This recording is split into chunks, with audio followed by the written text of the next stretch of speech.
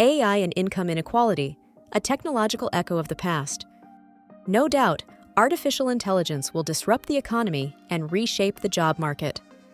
Austrian political economist Joseph Schumpeter famously argued that lost jobs, shuttered companies, and obsolete industries are not flaws in capitalism, but essential features.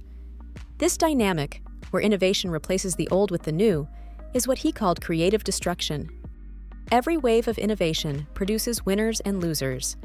The key questions are: who gains? Who loses? Will the gains outweigh the losses? And more importantly, will those gains be fairly distributed? This is the paradox of progress. A society cannot enjoy the rewards of technological advancement without accepting that some individuals may be permanently worse off, not just temporarily displaced. So, as we stand on the edge of the AI era, we must ask, will artificial intelligence follow the same historical pattern of creative destruction? Or can we chart a new path where the benefits are shared more equitably? Nobel laureate and economist Darren Acemoglu warned that even if just 5% of tasks are profitably automated by AI in the next decade, this change could usher in a new wave of income inequality. His concern is rooted in the idea that artificial intelligence, like other general-purpose technologies before it, will disproportionately benefit higher-income, highly skilled workers while displacing or devaluing routine knowledge jobs, leading to a sharper economic divide. This prediction reignites an old debate. Does technology inherently widen inequality, or can it empower those at the margins? In contrast, David Otter, Acemoglu's colleague at MIT, offers a more hopeful perspective.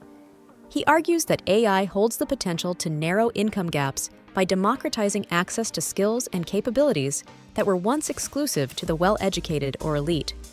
Rather than replacing workers, AI can serve as a complementary tool, enhancing human productivity and enabling lower-paid workers to move up the value chain. Organizations such as AI for All and the AI Skills Coalition have already begun this work, offering hands-on AI training to underrepresented communities. Corporate initiatives, like Google's AI Opportunity Fund, Microsoft's AI Skills for Nonprofits, and MasterCard's inclusive competitions and awards, seek to extend the benefits of AI tools to small businesses, NGOs, and marginalized groups.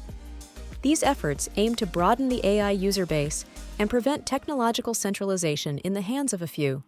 But does this optimism hold up against historical trends? History suggests that Acemoglu's warning may have precedent. The theory of skill-biased technological change, SBTC, helps explain how new technologies tend to complement high-skill labor while replacing or diminishing the value of routine or low-skill labor. During the computer revolution of the 1980s and 1990s, computers greatly increased productivity for skilled professionals like engineers, analysts, and programmers.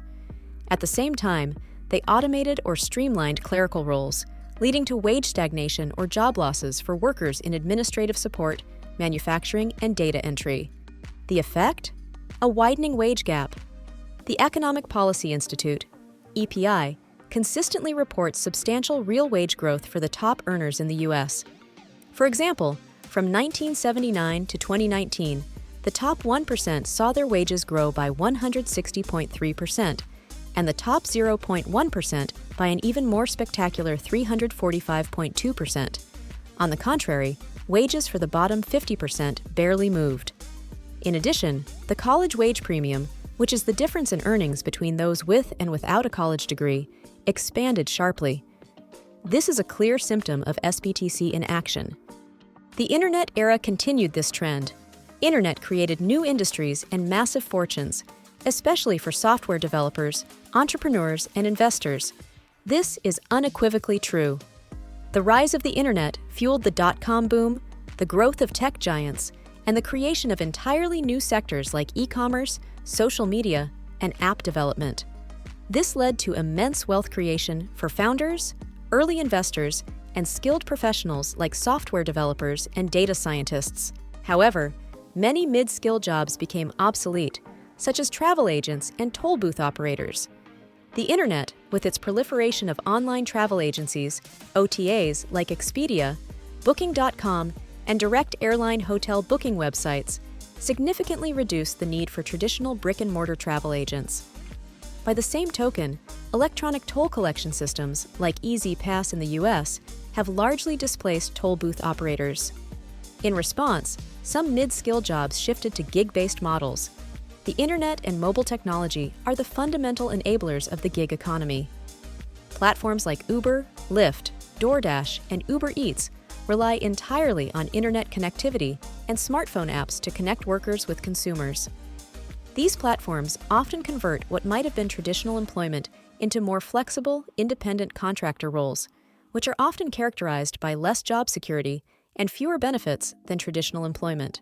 Moreover, many mid-skill service jobs, particularly those that are information-based and don't require physical presence, including call centers, data processing, IT support, some back-office functions, could be digitized and sent over the internet to countries with lower labor costs. This led to a significant wave of offshoring.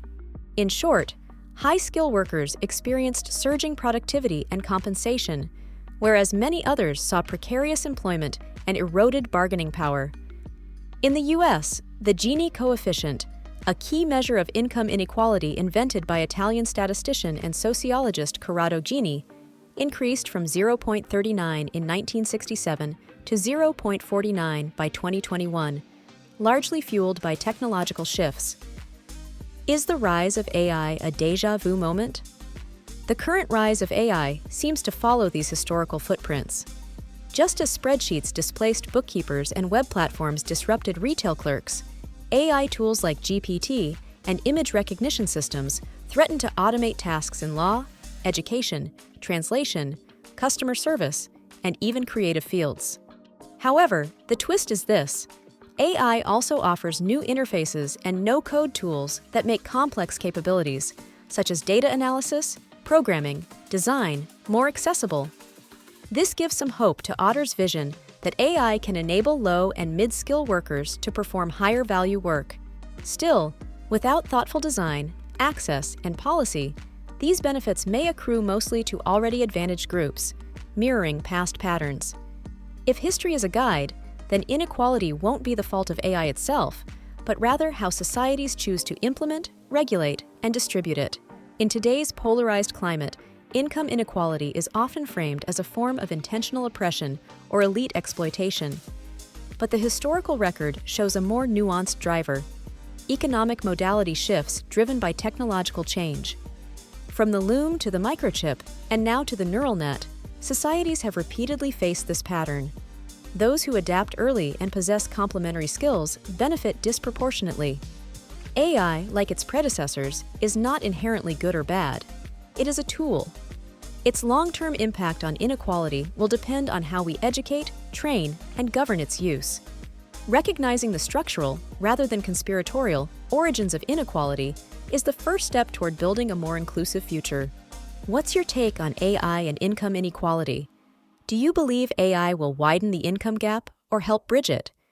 Do you see AI as a tool for empowerment and equal opportunity, or more as a force that could displace and marginalize? To make it personal, do you think AI will improve your career and financial future, or make things harder? I'd love to hear your thoughts. Drop a comment below. And if you found this video insightful, please like, share, and subscribe to support more content like this. Mahalo!